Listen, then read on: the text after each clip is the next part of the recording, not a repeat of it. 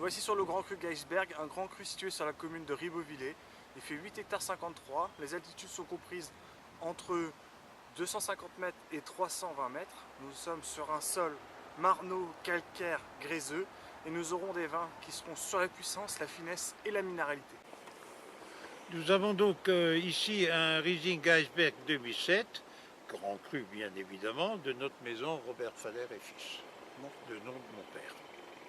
Donc qu'est-ce qu'on va retrouver un petit peu Alors, au point du nez, il est encore un peu fermé parce qu'il est jeune. Hein? Mais on sent qu'il y a une matière relativement lourde qui se dégage à force de secouer le verre, Oui.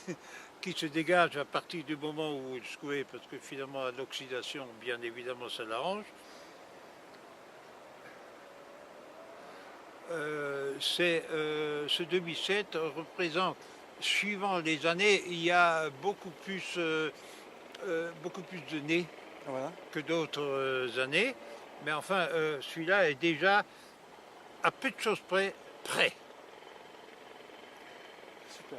Ce qui constitue finalement le vin qui pousse dans un terrain argilo-calcaire, c'est la présence au départ de ce qu'on appelle le goût de pétrole.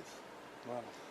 Alors il y a tous les noms pour ce goût de pétrole, mais finalement c'est un goût de vieux Riesling, ce qui permet effectivement, avec l'âge, il vieillit bien, et le goût, ce célèbre goût de vieux Riesling s'accentue. D'accord, super.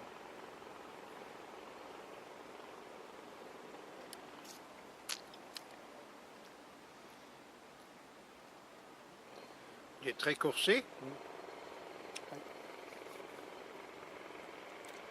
On va retrouver de la minéralité, beaucoup de fraîcheur. Alors donc, effectivement, c'est un goût totalement minéral. Vous n'avez pas ce goût floral qu'on trouve, et qui sont de la qualité des terrains, d'autres terrains, comme granitiques ou autres. Là, on est sur c'est très charpenté. Voilà.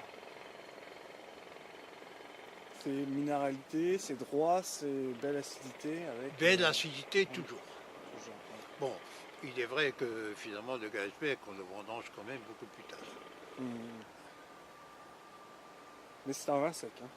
Comment? C'est un vin sec. Ah oui. Totalement sec. Oui, alors ça, oui, effectivement. Il n'y a pas de...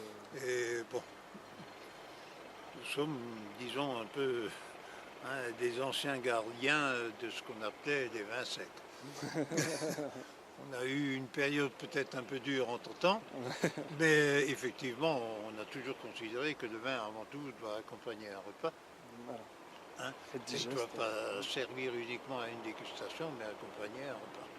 Donc qu'est-ce qu'on va pouvoir manger alors avec ce... Alors, ce qu'on peut manger, c'est tout ce qui est, bon, bien évidemment, poisson. On n'a pas besoin d'en parler. Tout ce qui est viande blanche. Hein? Et bon, exceptionnellement, suivant l'année, ça peut servir d'apéritifs qui sont superbes.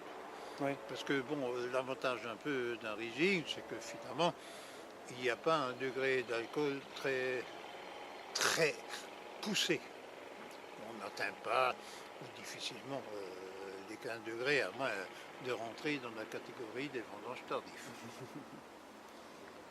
Super. Bon, bah, merci alors pour cette dégustation fort agréable sur le Grand Cru.